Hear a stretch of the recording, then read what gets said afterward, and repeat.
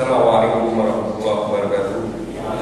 Alhamdulillah rabbil alamin. Shalatu wassalamu ala asyrofil anbiya'i wal mursalin wa ala alihi wa sahbihi ajmain. Yang kami hormati Ketua Pembina Yayasan Universitas Islam Sumatera Utara, Umum Pengurus Yayasan, Ketua Majelis Ulama Sumatera Utara, para rektor, barangkali yang tinggal rektor Universitas Salaja, tadi ada Universitas Dunyain, para ulama saya lihat di sini, kami Dr. Ibrahim S, dan Julbika Hajar, dan Dr. Maratus Manjunta, abang kami juga mantan koordinator Properti Studensa, Profesor Dr. Jenudin, para unsur pimpinan Universitas Islam Sumatera Utara yang hadir, dosen dan pegawai, dan khusus kepada keluarga almarhum Syekh Haji Muhammad Al-Sabtari Lubis yang sudah datang ke kampus kami dalam rangka kunjungan pemikiran dan karya monumental dari Syekh Haji Muhammad Al-Sabtari Lubis, serta undangan yang mohon maaf saya tidak dapat sebutkan satu persatu. Alhamdulillah kita ucapkan puji syukur kepada Allah Subhanahu wa taala. Pada pagi hari ini untuk kedua kalinya barangkali kita sudah meluncurkan karya tulisan tentang ulama-ulama besar kita di Sumatera Utara. Kami dari Universitas Islam Sumatera Utara sangat menyambut baik dan memberi penghargaan kepada Profesor Dr. Hayat Masbala yang merupakan salah satu pembina Yayasan dan juga saya saat ini juga memberi amanah kepada beliau menjadi staf ahli khusus rektor. Jadi mudah-mudahan dengan adanya amanah ini Prof. Masbala beserta tim akan menerbitkan seri autobiografi tentang ulama-ulama yang besar di Sumatera Utara. Tidak hanya yang berkaitan dengan Universitas Islam Sumatera Utara. Saya pikir nanti kegiatan ini bisa kita sinergikan dengan Majelis Ulama Sumatera Utara, sehingga kita akan membuat mempunyai suatu dokumen, akan mempunyai suatu buku tentang perjuangan ulama di Sumatera Utara dari masa dulu sampai masa depan. Kita tahu persis bahwa peran ulama pada masa lalu tidak bisa kita nafikan begitu saja. Banyak jasa-jasa ulama kita, terutama kita tahu bahwa Syekh Haji Muhammad Al-Sabtari Lubis almarhum itu merupakan salah satu ulama terkenal, dan saya sampaikan juga ini juga sebagai seorang Islam saya juga harus menghormati beliau karena merupakan salah seorang kawan dekat dari almarhum orang tua saya. Jadi mudah-mudahan saya harapkan kegiatan ini bisa dilanjutkan. Kata Ustaz Asbal tadi dia akan melanjutkan setiap 2 bulan sekali. Saya kadang-kadang berpikir kita akan memriset. Saya pikir yang akan datang mungkin lebih baik lagi. Ya, khusus kepada Ustaz Fajar Hasan Mursid Hemma, terima kasih atas bahasa Ustaz. Mudah-mudahan ini menjadi masukan bagi kita semua, terutama bagi kami yang generasi muda untuk meneladani apa yang telah dibuat oleh ulama-ulama terdahulu. Dan bagi Universitas Islam Sumatera Utara ini merupakan suatu rasa terima kasih kepada para pendiri yang telah mengembangkan misi sebelumnya. Dan mudah-mudahan ini bisa menjadi motivasi bagi kami untuk mengembangkan Universitas Islam Sumatera Utara lebih baik lagi pada masa yang datang. Terima kasih dan Bapak Ibu sekalian para ulama yang telah datang di kampus Hanam ini. Mudah-mudahan kegiatan kita pada pagi hari ini menjadi amal ibadah bagi kita semua, dan kegiatan ini menjadi tiba bagi kami, bagi kita semua yang hadir, dan kita mendapat ridha Allah Subhanahu wa taala. Mohon maaf di atas segala kekurangan dan kehilapan. Pada Allah saya mohon ampun. Billahi taufiq wal hidayah. Assalamualaikum warahmatullahi wabarakatuh.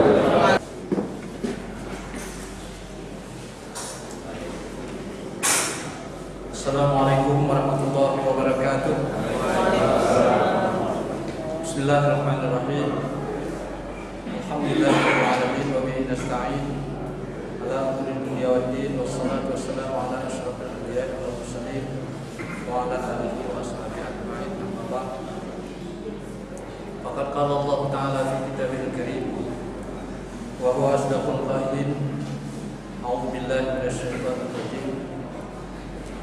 Minal mu'minina rijalun sadaqu ma ahadullah alaihi wa minhum man qada nahbahu wa minhum man yantazir wa ma badalu tabdila liyajziyallahu as-sadiqina bi sidqihim wa yu'adzibal munafiqina in syaa'a aw yatuba alaihim innallaha kana ghafurur rahim. Di antara orang mukmin itu ada orang-orang yang menepati apa yang telah mereka janjikan kepada Allah. Maka di antara mereka ada yang telah gugur, dan di antara mereka ada pula yang menunggu, dan mereka tidak merubah hatinya,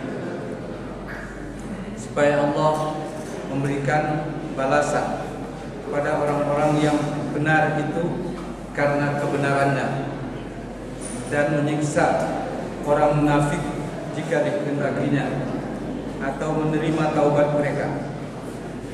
Sesungguhnya Allah adalah Maha Pengampun lagi Maha Penyayang. Hadirin hadirat, para ulama yang saya hormati, para cendekiawan, pimpinan WISU dengan seluruh jajarannya, dan kita semua yang hadir. Syukur alhamdulillah pada siang hari ini kita bersama-sama dapat hadir di ruangan ini dalam rangka peluncuran buku karya yang disusun oleh Profesor Dr. Mustafa MA mengenai sejarah perjuangan Haji Muhammad Asy-Syaitali Lubis, guru kita, ulama kita, pejuang kita, tokoh umat Islam kita, dai kita, dan faqih kita. Faqih saya sebut karena beliau sangat mendalam menguasai ilmu fikih dan usul fikih. Karenanya saya bisa menyampaikan pada masanya Al-Ustadz Asy-Syaitali Lubis, boleh saya pakai istilah sebagai seorang mujtahid marja'i, sebagai seorang mujtahid tempat rujukan. Saya ketika mengunjungi Iran bertemu dengan seorang ulama besar Iran yang bergelar mujtahid marja'i. Saya tanyakan, apakah ada mujtahid lagi sekarang? Beliau mengatakan mujtahid mutlak tidak ada.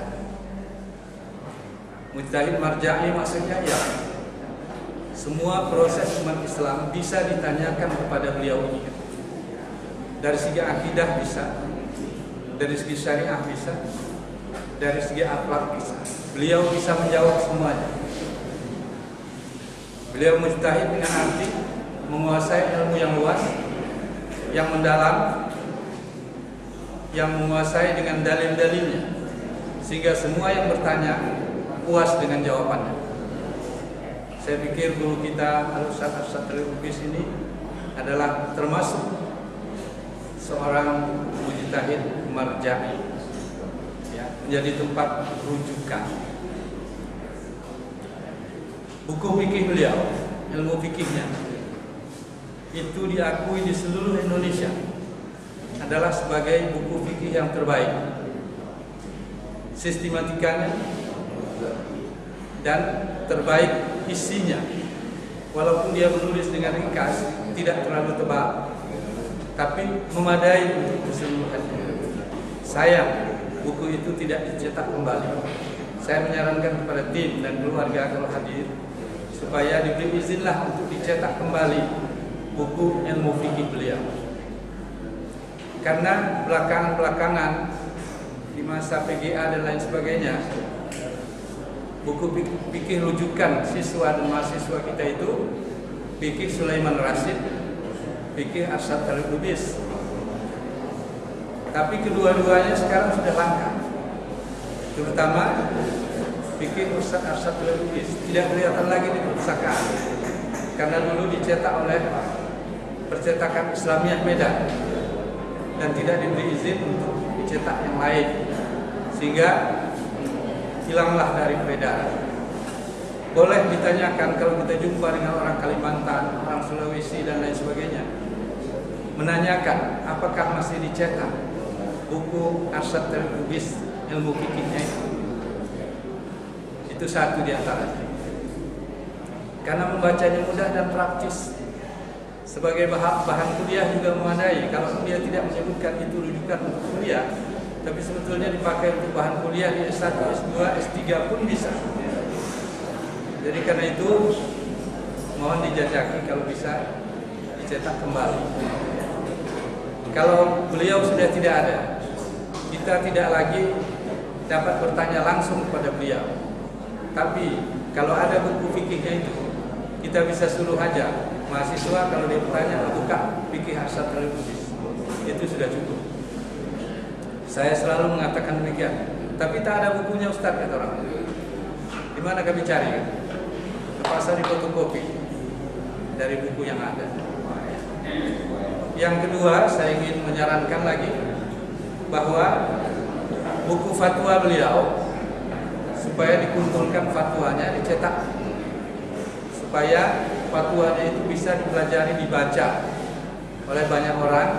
Lebih-lebih sekarang banyak yang mempermasalahkan masalah-masalah fiqh masa lalu, sebetulnya tidak perlu lagi diperbincangkan, sudah ada jawabannya, sudah ada fatwanya dari Al-Ustaz Arsyad Al-Lubis itu.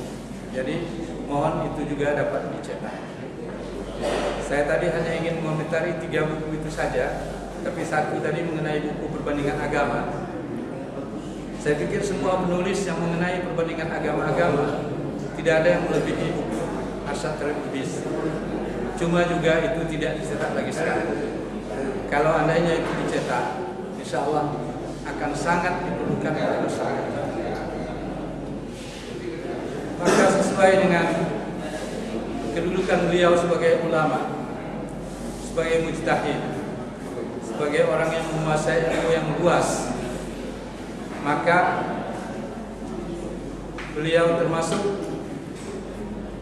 al-ulama al-amilun, ulama yang mengamalkan ilmunya, yang mempunyai pendirian yang kuat, pendirian yang teguh, yang tidak bisa ditawar-tawar. Beliau tetap atas pendiriannya, apapun resiko pendirian itu dia pertahankan. Jadi karena itu saya sebagai alumni WISU Fakultas Syariah, dekan saya Ustaz Al-Lubis, Ustaz Zainal Arifin Abbas, termasuk dosen saya Ustaz Abdul Halim Hasan, Ustaz Jamaluddin, itu ulama-ulama besar, dan semua ulama-ulama itu memang menguasai ilmunya dengan sempurna, termasuk yang belakangan Ustaz Haji Hamdan Abbas almarhum, itu juga ulama fikih yang terbesar di masanya. Maka kalaulah tadi saya mengatakan bahwa Ustaz Arsyad Al-Lubis bisa diberi gelar mujtahid marja'i ketika itu, maka sekarang kita bertanya, siapa yang mewarisi yang bisa seperti itu sekarang? Kita belum melihat orangnya. Kalau di masa beliau banyak ulama yang sebaya dengan beliau yang cukup mampu, tapi sekarang saya sulit mengatakan itu apakah ada atau tidak sekarang. Jadi seperti pada ayat Al-Ahzab 23 tadi, beliau adalah seorang yang teguh iman, rijalun sadaqu, orang yang benar-benar, orang mukmin yang benar-benar menepati apa yang ia telah janjikan dengan Allah. Orang yang benar-benar menepati janjinya dengan Allah ialah orang yang membela agama Allah, orang yang memperjuangkan agama Allah, orang yang mendakwahkan agama Allah. Rijalun sadaqu.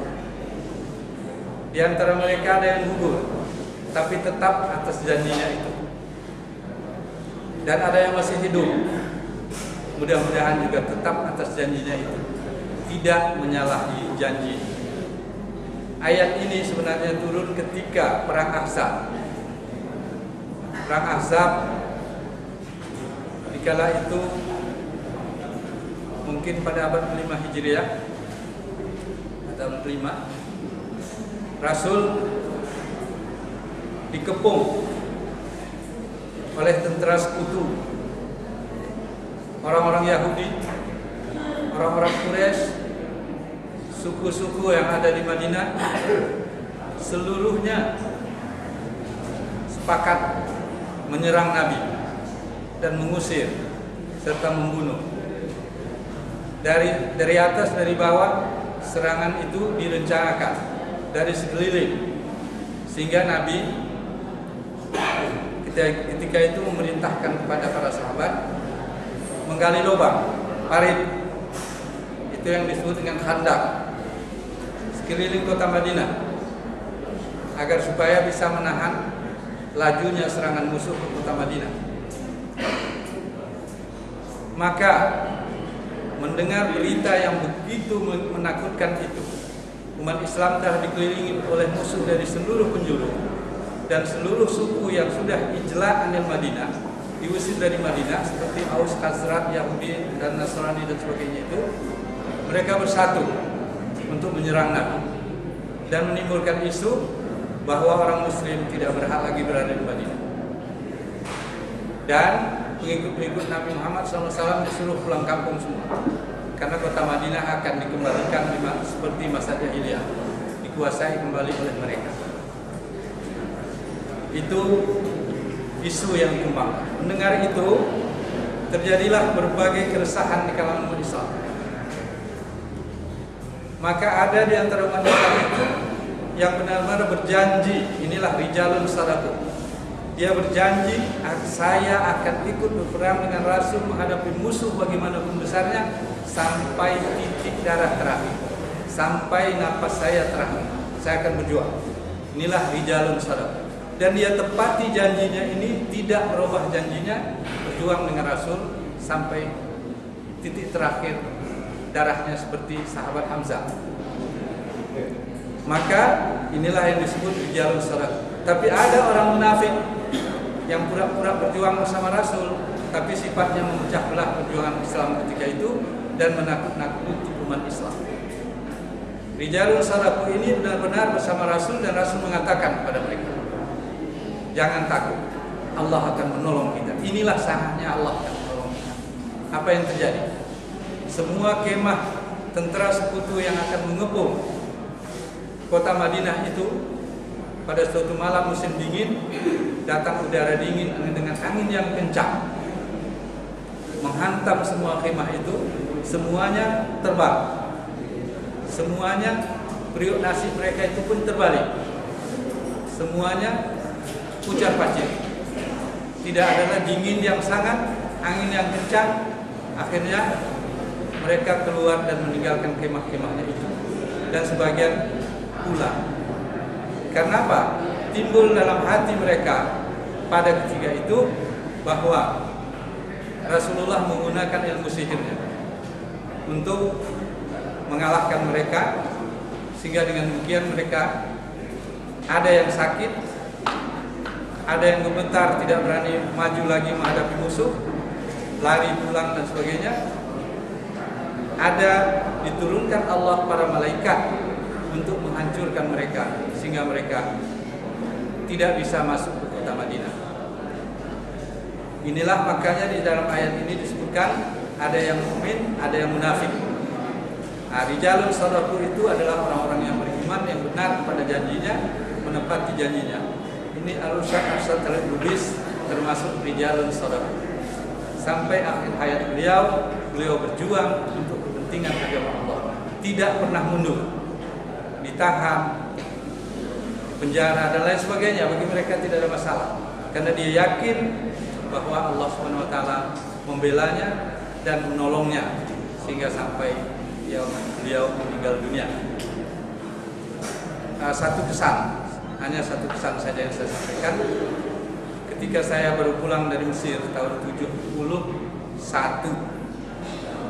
saya datang mengunjungi beliau di rumah. Di rumahnya di pinggir Sungai Deli. Saya masuk ke dalam bersama menantunya Tengku Hamid Husin Sardani. Terus bicara dengan beliau. Saya menyampaikan beberapa keresahan yang ada di dalam masyarakat. Beliau menyatakan, terimalah ini dengan kesabaran. Mudah-mudahan satu saja yang disebabkan Tuhan nanti untuk menghancurkan hal-hal yang semacam ini, itu sudah bisa punah semua.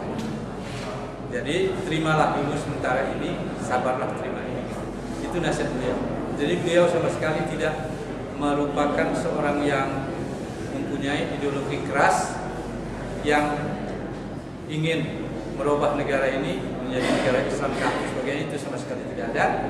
Tapi beliau nyatakan, berbuatlah menurut kemampuan, sabarlah menerima ini. Satu orang saja nanti meninggal, katanya bisa saja dunia ini, negara Indonesia ini menjadi berubah pada yang lebih baik. Nah, itu pandangan beliau ketika itu. Jadi barangkali sekali lagi terima kasih Pak Asmala. Banyak ulama lagi yang perlu ditulis. Ya, saya bicara sama Raja Muda tadi, Dua Pembina. Katanya dari Langkat belum ditulis ulamanya. Padahal ulama-ulama dari Langkat itu banyak. Jadi nanti sudah disampaikan oleh beliau tadi, insya Allah mudah-mudahan bisa ditambah deretan tulisan ini.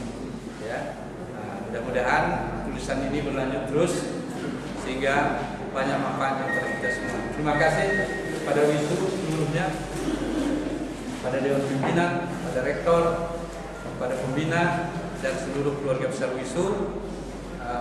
Mudah-mudahan usaha ini adalah yang terbaik untuk terus dilanjutkan. Sekian, lebih dan kurang saya mohon maaf. Wabillahi taufiq wal hidayah. Wassalamualaikum warahmatullahi wabarakatuh. Bismillahirrahmanirrahim. Assalamualaikum warahmatullahi wabarakatuh. Alhamdulillah, alhamdulillahirabbil alamin. Wassalatu wassalamu ala asyrafil anbiya'i wal mursalin wa ala alihi washabbihi ajma'in.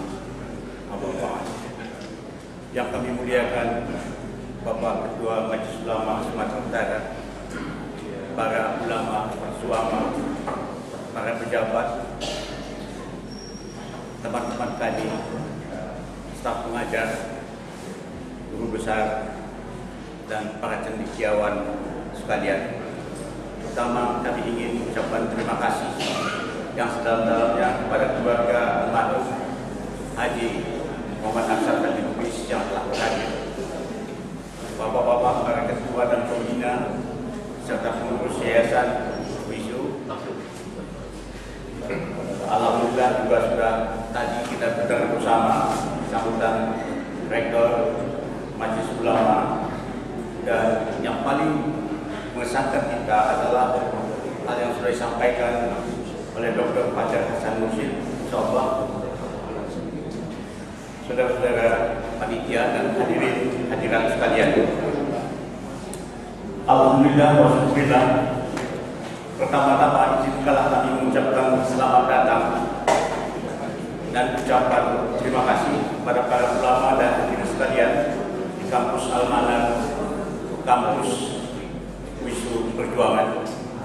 Sebagai kaum muhajirin di sini, kami ingin secara terbuka sekali lagi menyampaikan ucapan terima kasih kepada Bapak Profesor Dr. Isbah Taib dan kawan-kawan sebagai pemilik kampus Al-Manar dan sekaligus sebagai kepala kabilah kaum Ansor di Al-Manah ini. Bapak dan ibu-ibu sekalian, hari ini insya Allah kita telah meluncurkan buku kenangan pemikiran dan karya monumental Syekh H.M. Arsyad Ali Lubis. Alhamdulillah, beliau setelah kita ketahui sebelumnya adalah guru kita, tapi secara formal dia adalah guru besar WISU yang juga terkenal sebagai pemikir, ahli strategi yang selalu dikatakan strateg serta ideolog Partai Islam Masyumi yang selalu jarang dikenal orang kembali. Begitu juga saudara-saudara di dalam berbagai lembaga-lembaga Islam, peran beliau tidak pernah kita lupakan karena sangat-sangat penting artinya dalam sejarah perjuangan Islam terutama di Sumatera Utara. Bapak dan ibu-ibu hadirin sekalian,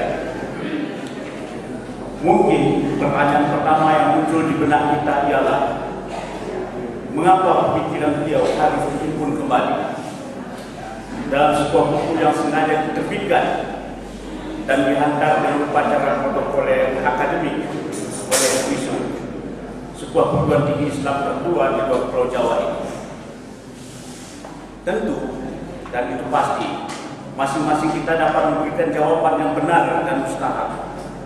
Tapi, izinkanlah kami menyatakan jawabannya, jawaban dari WISU.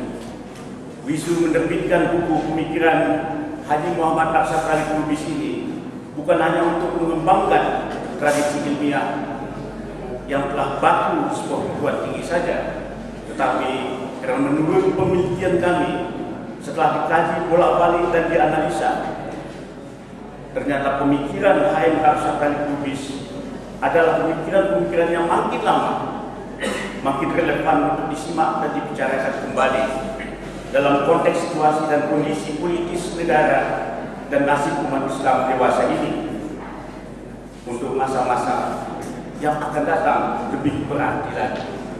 Hadirin sekalian, setidaknya ada dua butir mutiara dan sekian banyak mutiara-mutiara pemikiran strategis H.M. Arsyad Ali Lubis ini yang sangat relevan dan perlu kembali disimak untuk mendapatkan arah dan pedoman pemecahan permasalahan negara dan umat Islam dewasa ini. Izinkanlah kami untuk menyampaikan yang pertama.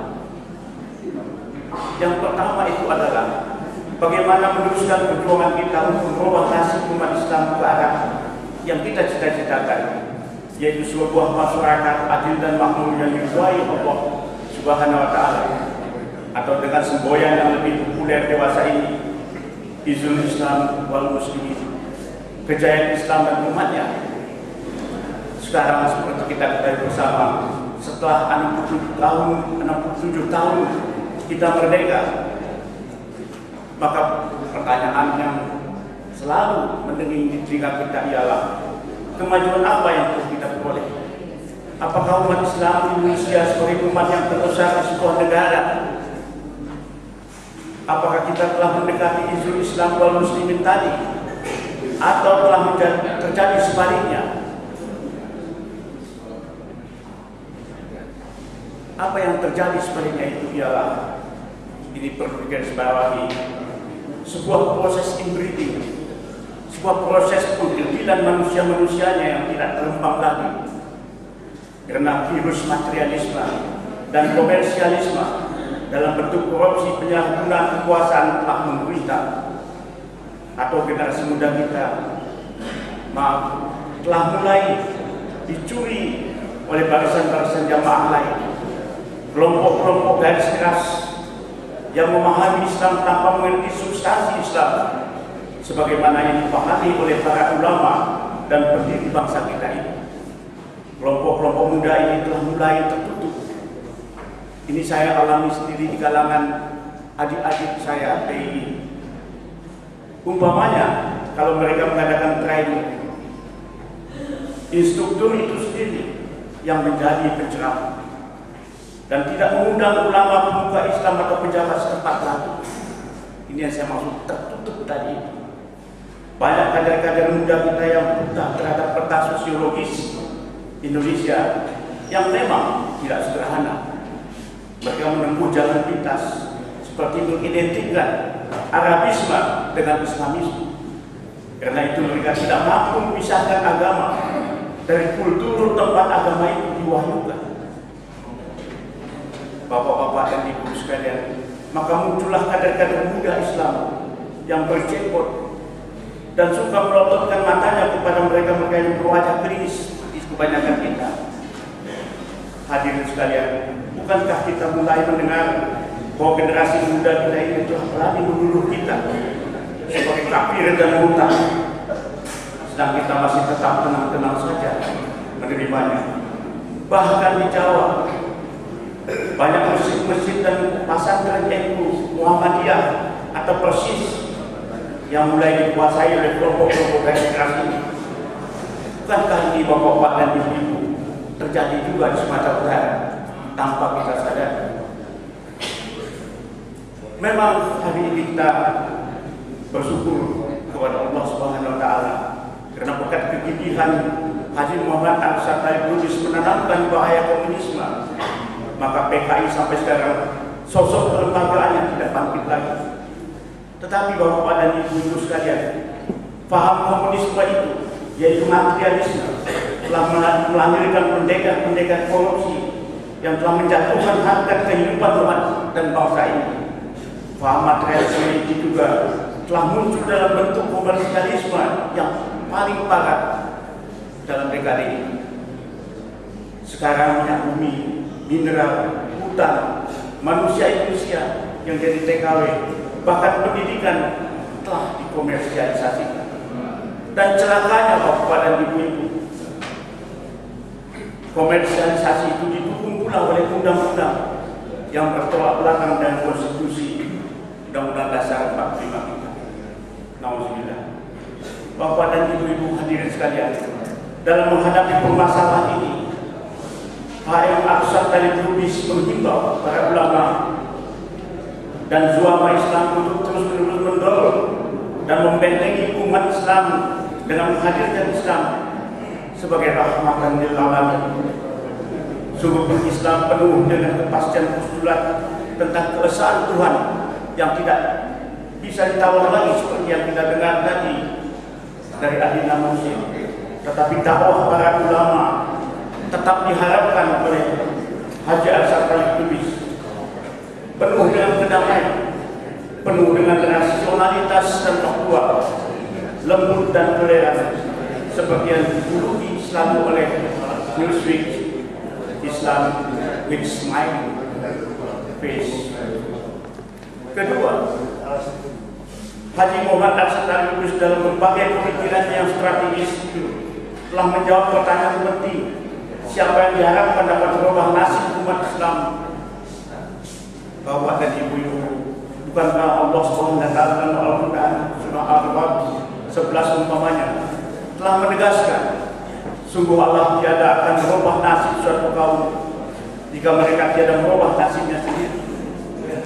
Dalam kaitan ini, Haji Arsad Lubis menunjuk ulil albab sebagai tokoh terdepan yang diharapkan untuk merubah nasib umat Islam ini.